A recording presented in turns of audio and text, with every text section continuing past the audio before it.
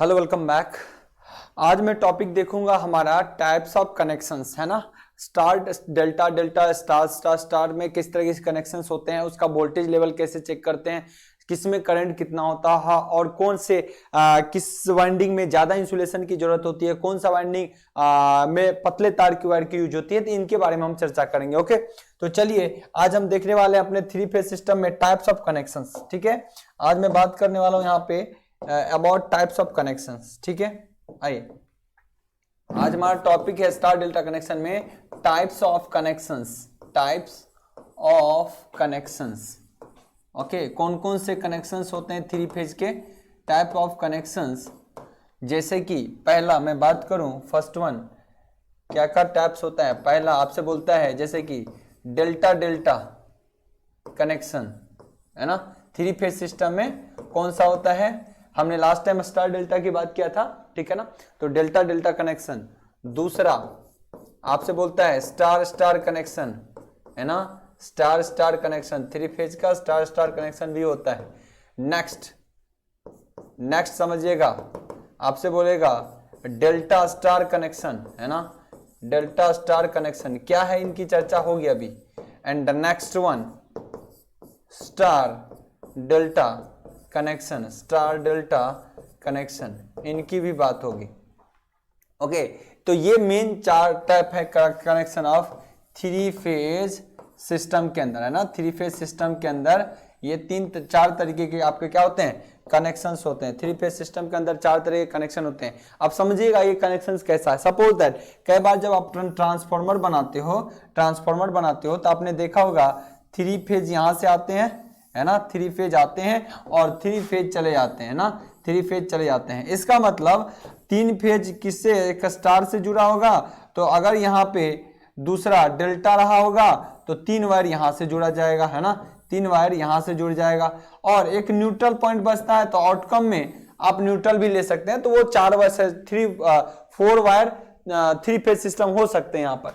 तो क्या हुआ, ये वाइंडिंग जो होते हैं ट्रांसफार्मर बनते हैं, या तो स्टार स्टार हो सकता है, डेल्टा डेल्टा हो सकता है, स्टार डेल्टा हो सकता है, डेल्टा स्टार हो सकते हैं, ठीक है ना। तो ये कनेक्शन है थ्री फेज के। अब उसमें वोल्टेज लेवल कितना होता है, वो जो हमने पढ़ा है फेज वोल्टेज, लाइन वोल्टेज, उनकी चर्चाएं होगी यहाँ पे, है ना। तो उनके बारे में चलिए हम डिस्कस करते हैं एक बार कि ये क्या सिस्टम होता है। ये क्या था हमारा, लेट्स एग्जांपल। तो पहला हम डिस्कस करेंगे कौन सा, डेल्टा डेल्टा कनेक्शन क्या होता है। थ्री फेज वाइंडिंग के अंदर डेल्टा डेल्टा कनेक्शन की चर्चा होगी। तो आइए पहला ही चैप्टर के अंदर हम देखते हैं। यहाँ पे फर्स्ट वन हमारा है डेल्टा डेल्टा में क्या समझने की बात है। डेल्टा डेल्टा कनेक्शन अगर कोई बोलता है तो इसके अंदर समझने की क्या बात है, चलिए देखते हैं। आई होप दिख रहा होगा आप लोगों को बेहतर तरीके से। चलिए थोड़ा सा पतला कर लेते हैं। ये डेल्टा डेल्टा कनेक्शन मतलब कहीं ट्रांसफार्मर के अंदर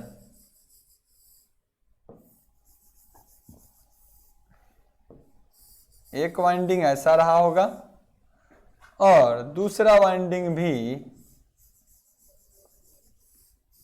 ऐसा ही रहा होगा, दूसरा वाइंडिंग भी ऐसा ही रहा होगा। नेक्स्ट मैं अगर बात करूं यहां पर तो वायर की, तो यहां का वायर यहां से ले लूंगा, यहां का वायर यहां से ले लूंगा, यहां का वायर यहां से, मैंने थ्री फेज सिस्टम यहां से आया है और जाएगा डेल्टा डेल्टा में, एक वायर यहां से चला जाएगा, दूसरा वायर यहां से चला जाएगा एंड थर्ड वन वायर यहां से चला जाएगा। अगर इसकी चर्चा की जाए तो इसको माना phase one, phase two, phase three, है ना। नेक्स्ट यहां भी बात करूं तो phase one, phase two and phase three. Okay, next और बात करूं मैं यहां पे नेक्स्ट बात करूं, समझिएगा ये क्या है आपको पता होना चाहिए। यहां से जाने वाला करंट कैसा करंट कहलाता है, लाइन करंट, है ना। यहां से जाने वाला करंट कैसा कहलाता है, लाइन करंट। और जो इसके अंदर जाएगा, है ना, जो इसके अंदर जाएगा वो क्या कहलाता है, फेज करंट। क्या कहलाता है, फेज करंट। जो इसके अंदर जाएगा वो भी क्या कहलाएगा, फेज के अंदर जाएगा तो फेज करंट, लाइन में जो जाएगा वो लाइन करंट। अब बात रही वोल्टेज की, जो यहां से जो वोल्टेज दिखता है दो लाइन के बीच, उसको क्या बोलते हैं, लाइन वोल्टेज। दो लाइन के बीच जो वोल्टेज दिखता है वो क्या कहलाता है, लाइन वोल्टेज। क्या कर रहा हूं इस चीज की भी चर्चा होनी चाहिए, हम देखेंगे लाइन वोल्टेज। चलिए, और यहां से यहां तक की वोल्टेज को क्या बोलूंगा, फेज वोल्टेज। क्या बोलूंगा, फेज वोल्टेज। चीजें हैं क्लियर। चलिए, अब वही बात इधर आएगी, यही बातें इधर आएंगी। अब इसके बारे में समझिए। दो लाइन के बीच के वोल्टेज क्या बोलते हैं, लाइन वोल्टेज। दो लाइन के बीच के वोल्टेज क्या बोलेंगे, लाइन वोल्टेज। और किसी भी सिंगल एक फेज के बीच के वोल्टेज क्या बोलेंगे, वीपीएच। क्या बोलेंगे, वीपीएच। नो अब मैं यहां पे बोलूंगा कि करंट के बारे में बात करिएगा। सपोज दैट ये निकलने वाले की ही बात कर दूं, तो यहां पे मान लीजिए सपोज दैट करंट जा रहा होगा लाइन के अंदर, देखूंगा तो क्या बोलूंगा, लाइन करंट। एंड अगर यहां से करंट जा रहा होगा और यहां से जो जा रहा होगा, तो ये होगा क्या, फेज करंट। और यहां से भी क्या हो गया, फेज करंट। यहां से भी क्या हो गया, फेज करंट। तो चीजें क्लियर है कि लाइन, इन दोनों के बीच के वोल्टेज को भी बोलेंगे, इन दोनों के बीच के भी, किसी भी दो लाइन के बीच के वोल्टेज को क्या बोलेंगे, लाइन वोल्टेज। किसी भी एक सिंगल फेज के वोल्टेज के बीच वोल्टेज को क्या बोलेंगे, फेज वोल्टेज। ओके, तो मैं क्या दिखाना चाहता हूं, ये तो पहले भी किया था रिलेशन, है ना, पर आज मैं क्या दिखाना चाहता हूं समझिएगा चीजों को।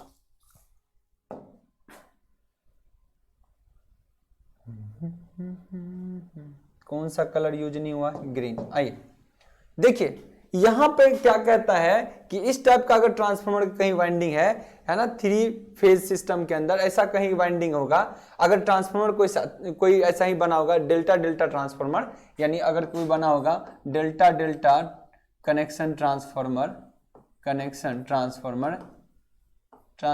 तो क्या होगा, हालांकि ट्रांसफार्मर वगैरह की डिस्कस आगे मशीन के अंदर होगी, समझिएगा। तो क्या होगा, तो आप कहोगे कि सर यहाँ पे जो चीजें हैं इनके बारे में अगर डिस्कस करना है तो किया जा सकता है। देखिए, किया जा सकता है क्या, तो क्या कैसे करें, बोलता है कि फेज वोल्टेज और लाइन वोल्टेज की यहां बात करूं।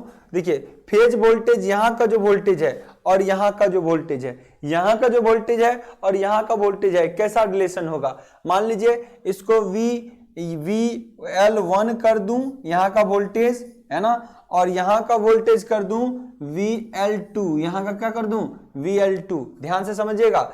अब चूंकि यहां के प्राइमरी साइड का वोल्टेज अब सेकेंडरी साइड में देखूंगा कितना निकलेगा, और दूसरा यहां पे IL1 कर दूं, है ना, और यहां IL2 कर दूं, है ना, अलग दूसरा वाइंडिंग है, ये पहले सेट का वाइंडिंग है। अब देखिए यहां पे ऐसे टर्नों में, देखिए टर्न हम बराबर रखते हैं, N1 का रेशियो, यहां टोटल टर्नों का रेशियो और यहां के टर्नों का रेशियो सेम रखेंगे। N1:N2 बराबर टर्न रेशियो क्या रखना है, सेम 1:1। क्या रखना जी, 1:1। इसका क्या मतलब है, टर्न का रेशियो 1:1 रखने का क्या मतलब होगा कि जो टर्न का रेशियो है इसका और इसका, वो क्या है, सेम है। अगर यहां 10 टर्न होगा तो यहां भी कितना, 10 टर्न। ऐसे कंडीशन में देखेंगे, अगर टर्न रेशियो दोनों का समान रखता हूं तो मैं ये चेक करूंगा कि इसका वोल्टेज का प्रोफाइल कैसा होता है। अगर यहां 10 वोल्ट दिया तो यहां क्या होगा, और वो यहां क्या इंड्यूस्ड होगा, और फाइनली इस टर्मिनल पे क्या मिलेगा, है ना। यही मतलब होता है कि टर्न की संख्या सेम रखा, और डेल्टा डेल्टा में यहां अगर 10 दिया तो इस वाइंडिंग में पर फेज कितना बना, इसके पर वाइंडिंग में पर फेज कितना इंड्यूस्ड हुआ। ट्रांसफार्मर इंड्यूस्ड, ट्रांसफार्मर के अंदर क्या होता है, इंड्यूस्ड वोल्टेज होता है, और फिर फाइनली टर्मिनल वोल्टेज कितना देगा। तो कहता है अगर टर्नों का रेशियो सेम हो, मतलब जितना 1:1, N1:N2 बराबर अगर 1:1 है, मतलब टर्नों का रेशियो सेम है। ऐसे ट्रांसफार्मर जिसके टर्नों का रेशियो 1:1 हो, उसको कैसा ट्रांसफार्मर बोला जाता है, आइसोलेशन ट्रांसफार्मर। आइसो, ध्यान रखिएगा, आइसोलेशन ट्रांसफार्मर। कैसा ट्रांसफार्मर बोला जाता है, आइसोलेशन ट्रांसफार्मर। ठीक है ना, इन चीजों का ख्याल रहे। चलिए, अब हम बात कर रहे हैं कि यहां से जब इस फेज वोल्टेज में जाएगा, सपोज दैट यहां का VPH1 कर देता हूं और यहां VPH2 कर देता हूं, है ना। दूसरे वाइंडिंग के लिए वोल्टेज कितना होगा, प्राइमरी के लिए कितना होगा इस वाइंडिंग में। तो कोई कहेगा VPH का वोल्टेज अगर VL1 है, यहां का वोल्टेज VL1 है, तो VPH क्या होगा, तो VPH कहेगा, VPH1 कहेगा कि in terms of VL1, in terms of VL1 primary side के लाइन वोल्टेज में बताइए। तो हम कहेंगे अच्छा, जो लाइन वोल्टेज है ना, जो लाइन वोल्टेज होगा VL1, उसका कितना होगा जी, √3वां भाग।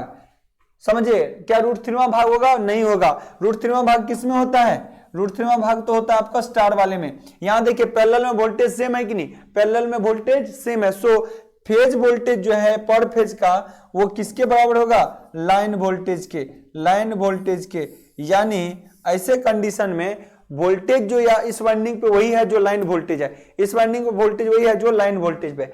अब इसमें जो इंड्यूस्ड होगा, इसमें क्या होगा? इसके कारण इंड्यूस्ड होता है। ट्रांसफार्मर में पढ़ेंगे, एक वाइंडिंग से दूसरे वाइंडिंग, देखते हो एक वाइंडिंग यहां रहता है, एक वाइंडिंग यहां, और इसमें सप्लाई देते हैं, इसका कोई कनेक्शन नहीं होता, तो इंडक्शन के कारण इसमें भी वोल्टेज डेवलप होता है। वही 3 फेज सिस्टम में भी होता है। क्या होता है? इंडक्शन। क्या होता है जी? इंडक्शन।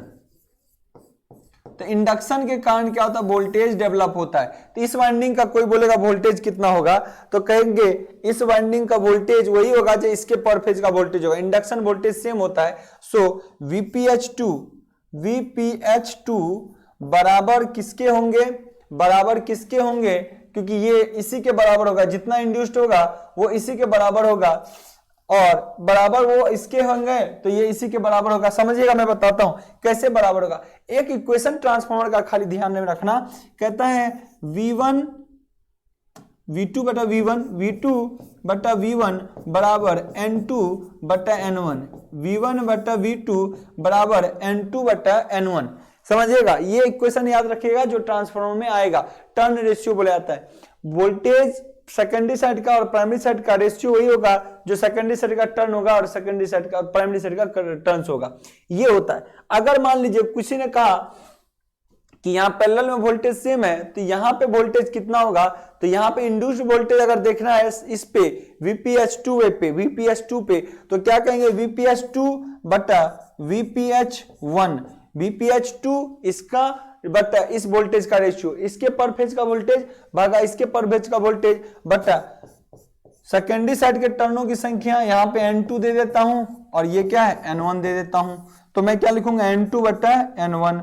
तो या इसी को अगर लिखना चाहूं तो इसका रेशियो कितना है? 1:1। सो VPH2 क्या होगा? VPH2 क्या होगा? आप कहोगे कि सर VPH1 इंटू इन दोनों का रेशियो क्या है? 1:1। इन दोनों का रेशियो क्या है जी? 1:n। इसका मतलब यहां पर फेज वोल्टेज इंड्यूस्ड उतना ही है जितना ये है। देखिए, इसको हटा देता हूं कहीं साइड में और आगे कर दूंगा, है ना? समझिएगा, इसको लिख देता हूं V2 बटा V1 बराबर N2 बटा N1। ये होता है ट्रांसफार्मर के इक्वेशन से, ठीक है ना? तो ये रहा। अब ये दोनों कट गए तो इसका मतलब क्या बचा? VPH2 बराबर VPH1 हो गया, और ये और किसके बराबर हो जाएगा? ये किसके बराबर हो गया जी? फाइनली VL2 के बराबर। ये फाइनली वोल्टेज किसके बराबर हो गया? देखिए VPH1 के बराबर, और VPH1 किसके बराबर है? देखिए VPH1 और 2 किसके बराबर है? फाइनली आप कहोगे कि VPH1 बराबर है, फिर यहां पे जाके VL2 के, क्योंकि पैरेलल में तो है। बताइए, पैरेलल में तो है, तो पैरेलल में वोल्टेज सेम। सो क्या देखने को मिला? क्या देखने को मिला? यहां का VL1 जो VL1 है देखिएगा, वो बराबर है कहीं ना कहीं VL2 के। यानी VL1 कहीं ना कहीं बराबर फाइनली करके आगे बढ़ता गया, तो ये कहीं ना कहीं क्या है? VL2 के बराबर है। VL2 के बराबर। अब चीजों को समझिएगा, अब क्या रिजल्ट निकल रहा है? फाइनल रिजल्ट क्या निकला? ये रिजल्ट क्या निकला? सो रिजल्ट क्या गॉट किया? सो फाइनल रिजल्ट क्या निकला?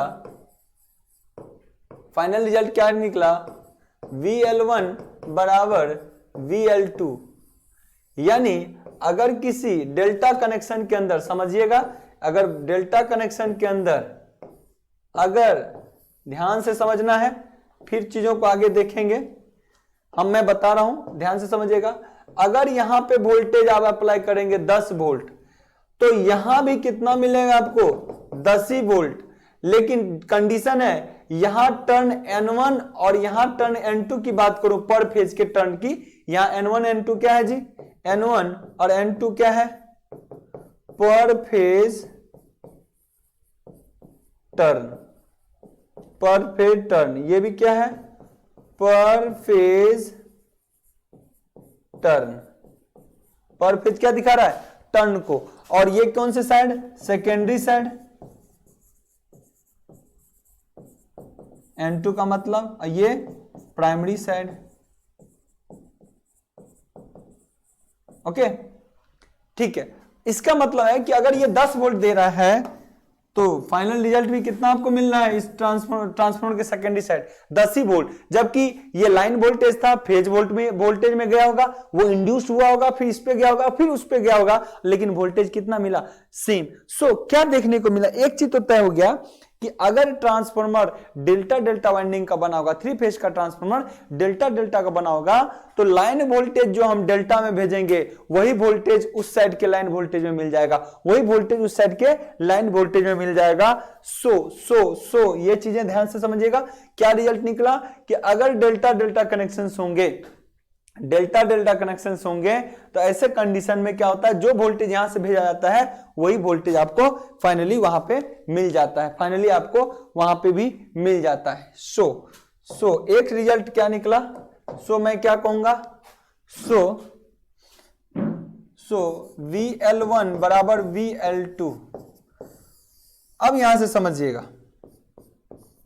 VL1 बराबर VL2 होना क्या दर्शाता है, ये कहता है कि अगर लाइन वोल्टेज में उतना ही वोल्टेज दिए और वहां वाइंडिंग में पर फेज का जो वाइंडिंग है, एक वाइंडिंग यहां ले लेता हूं, तो पर फेज का यहां अगर 10 दिया तो यहां भी 10 वोल्ट हो गया। समझिएगा बातों को, यहां अगर 10 वोल्ट दिया तो पैरेलल में वोल्टेज कितना हो गया, 10, पैरेलल में भी वोल्टेज कितना हो गया, 10। तो कहेंगे ऐसा होता कि यहां 10 देते, यहां 5 होता या इससे कम हो जाता, तो वाइंडिंग की इंसुलेशन कम लगानी होती। अब चीजों को समझिएगा, क्या कंक्लूजन निकलता है, कहता है कि जहां पे वोल्टेज लेवल कम हो, जिस वाइंडिंग में कम वोल्टेज होगा उसमें इंसुलेशन, यानी जो उस कॉपर वाइंडिंग पे इंसुलेशन चढ़ाया जाता है उसकी कॉस्टिंग घट जाती है, या जिस कोर पर ट्रांसफार्मर के जिस कोर पे हम वाइंडिंग को लपेटेंगे उस पे भी इंसुलेशन होता है, सब पे इंसुलेशन चढ़ाया जाता है ताकि वाइंडिंग शॉर्ट ना कर जाए, तो उस इंसुलेशन, वो हम चाहते हैं कि इंसुलेशन कॉस्ट हमारा कम हो। तो वोल्टेज लेवल अगर कहीं कम होता है, ध्यान समझिएगा, वोल्टेज लेवल कहीं ट्रांसफार्मर का कम होता है, वाइंडिंग का कम होता है, तो इंसुलेशन की कॉस्टिंग कम आती है, इंसुलेशन की कॉस्टिंग कम आती है।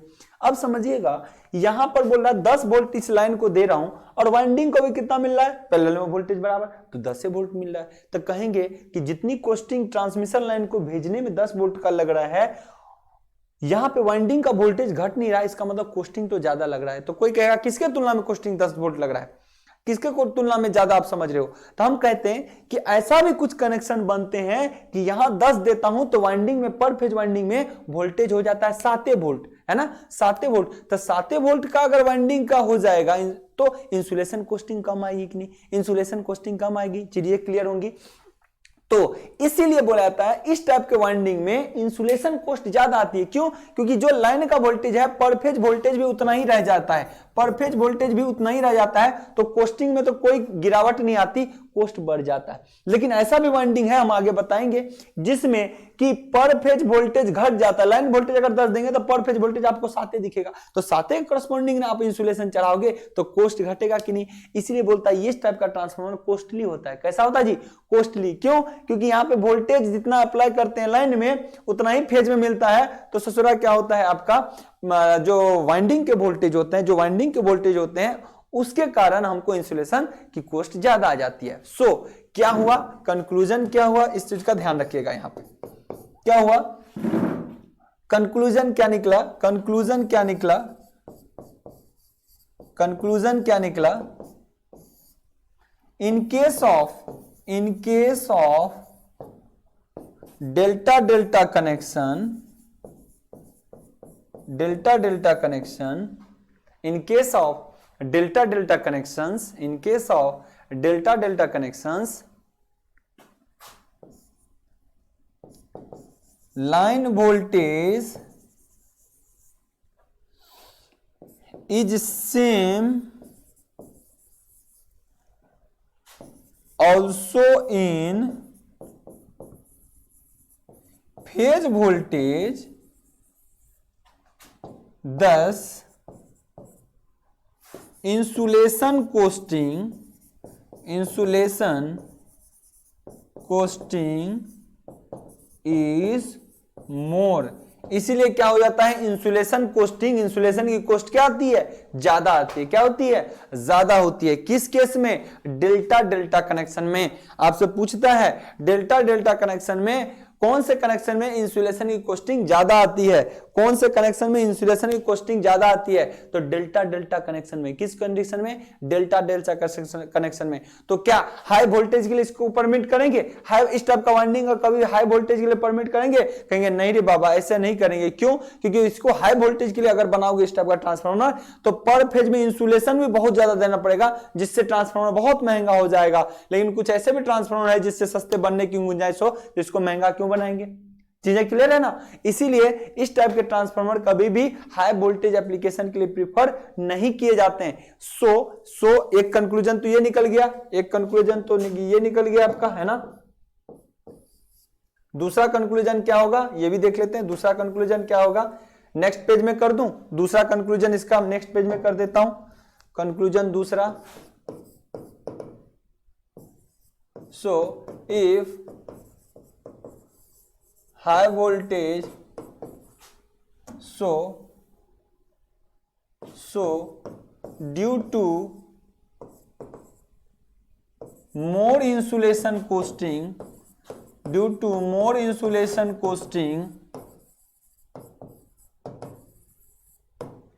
it is not permit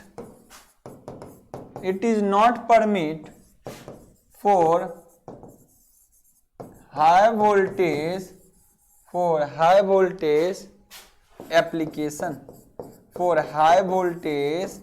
application।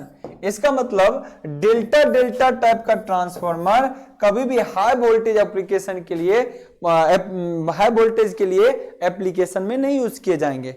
और दूसरा यहां पे क्या ऐसा हुआ, इन case of delta delta connection Nile voltage is same also in phase voltage, दस इंसुलेशन कॉस्टिंग इज मोर। आपसे पूछेगा किसमें इंसुलेशन कॉस्टिंग ज्यादा आती है, तो डेल्टा डेल्टा कनेक्शन में।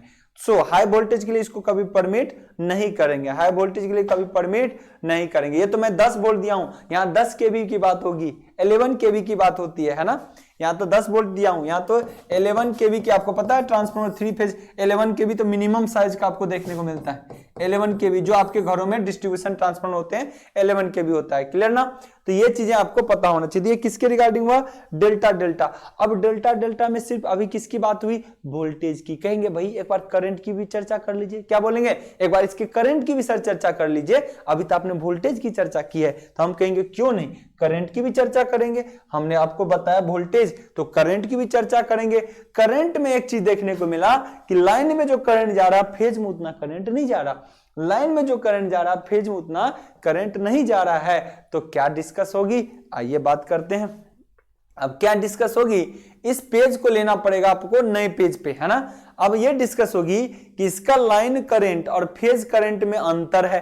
अंतर हम पहले पढ़ चुके हैं कि इसका लाइन करंट देखिए दोनों भाग में बट रहा है। इसका मतलब अगर ये 10 आ रहा है तो यहां तो एक बार में 10 नहीं जा रहा होगा, क्योंकि दोनों में बट रहा है। अब दोनों में ये नहीं कह देंगे 5-5 बट रहा है, क्योंकि आपको लास्ट टाइम हमने बताया था कि ये करंट और ये करंट में रिलेशन कैसा होता है, √3 टाइम का। कैसा रिलेशन होता है, √3 टाइम का। तो हम यहां से एनालिसिस करेंगे। अभी तक हमने क्या किया, एनालिसिस डेल्टा डेल्टा में वोल्टेज बेस्ड पर। अब एनालिसिस करेंगे हम करंट बेस पे। आइए नेक्स्ट चर्चा करता हूं मैं। Now for delta delta connection we discuss about phase current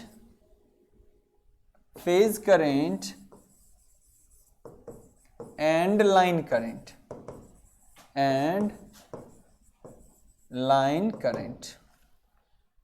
clear. अब मैं किसकी बात करूंगा, यहां पे ध्यान रखें, फेज करंट की एंड लाइन करंट की, फेज करंट की एंड लाइन करंट की। तो आप ही बताएं कैसा रिलेशन आपको दिख रहा है, ऐसे ट्रांसफार्मर में कैसा रिलेशन दिख रहा है कि IL1 जो है, IL1 जो है और IPH1 जो है, IPH1 और IL1 में आप कहोगे कि सर ये ज्यादा करंट होता है ये कम, क्यों? क्योंकि यह दो भागों में बढ़ते हैं तो करंट ऑब्वियसली कम होगा और ये करंट ज्यादा होगा, ये करंट ऑब्वियसली कम होगा, ये ज्यादा होगा। सो कैसा रिलेशन है? चलिए आगे, कैसा रिलेशन है?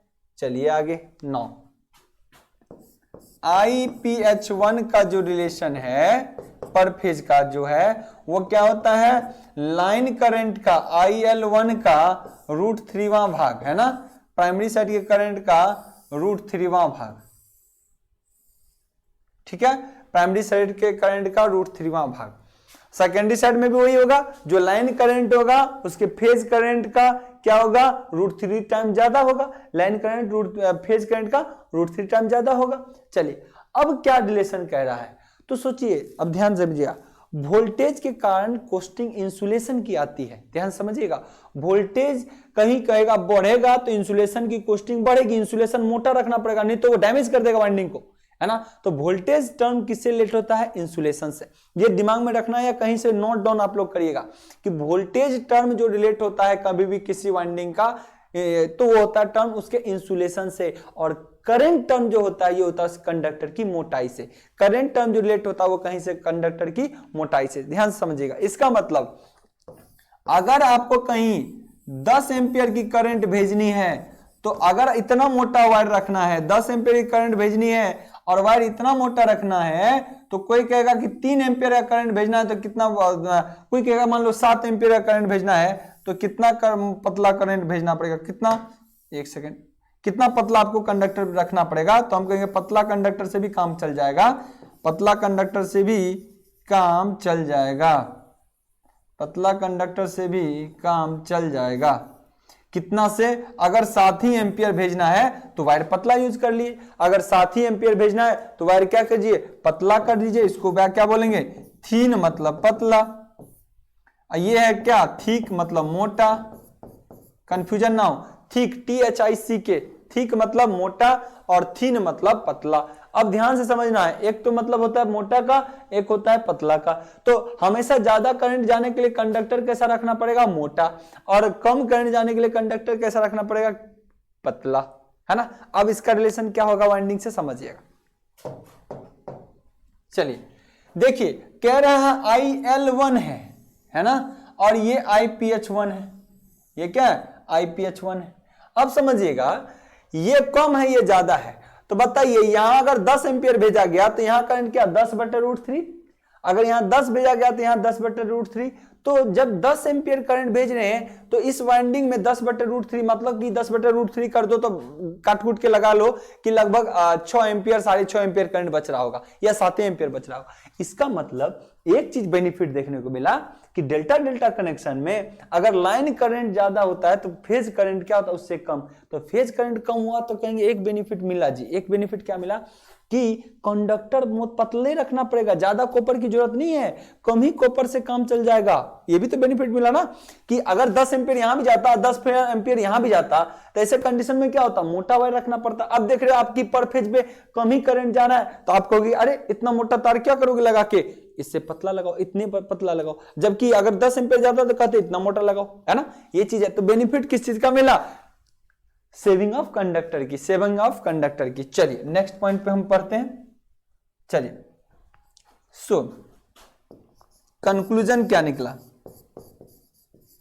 ऐसे कंडीशन में कंक्लूजन क्या निकला बताइए, कंक्लूजन क्या निकला? तो कंक्लूजन क्या निकला कि इन केस ऑफ, पहला point, in case of delta delta connections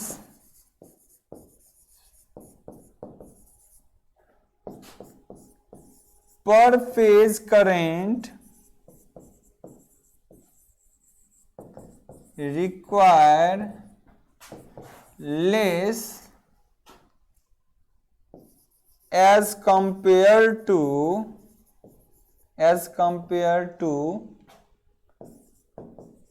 line current, as compared to line current, so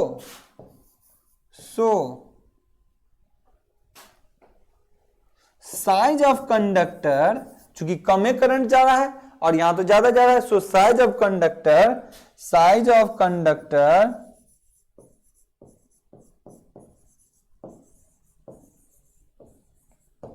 required less.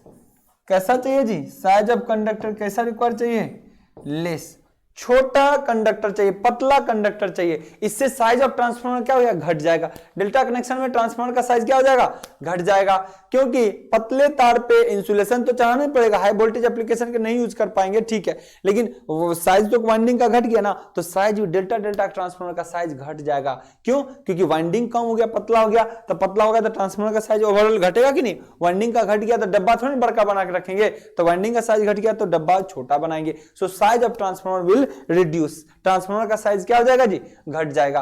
तो आई होप आप लोगों ने चीजों को समझ लिया होगा। यहां तक कोई कंफ्यूजन आपको नहीं होना चाहिए, यहां तक कोई कंफ्यूजन नहीं होना चाहिए, है ना, कि किस तरीके से ये ट्रांसफार्मर में कैसा हम एनालिसिस करते हैं, 3 फेज में हम डेल्टा कनेक्शन में किस तरीके से एनालाइज करते हैं। आपको ये चीजें ध्यान में रखनी होगी। जब भी डेल्टा का क्वेश्चन पूछे जाते हैं तो इन सारे टर्म को आपको दिमाग में रखना पड़ेगा, इन सारे टर्मिनोलॉजी को आपको दिमाग में रखना पड़ेगा। टाइप्स ऑफ कनेक्शंस की बात हुई है, टाइप्स ऑफ कनेक्शंस की बात हुई है। आई होप चीजें आपको क्लियर हो चुका होगा, है ना। अब हम बात करेंगे डेल्टा कनेक्शंस की। किसकी बात करेंगे, डेल्टा। और डेल्टा कनेक्शंस के बाद हम क्या चीज की चर्चा करेंगे, दोनों में क्या कंपैरिजन होगा। अब उस पहले तो डेल्टा की बात कर लेंगे, इसमें क्या बेनिफिट होगा, क्या ड्रॉबैक होंगे, फिर दोनों में रिलेशन भी हम देखेंगे। आई होप चीजें क्लियर रहा होगा। हम आगे नेक्स्ट टॉपिक में देखेंगे स्टार कनेक्शन है, star connection. Okay, good bye.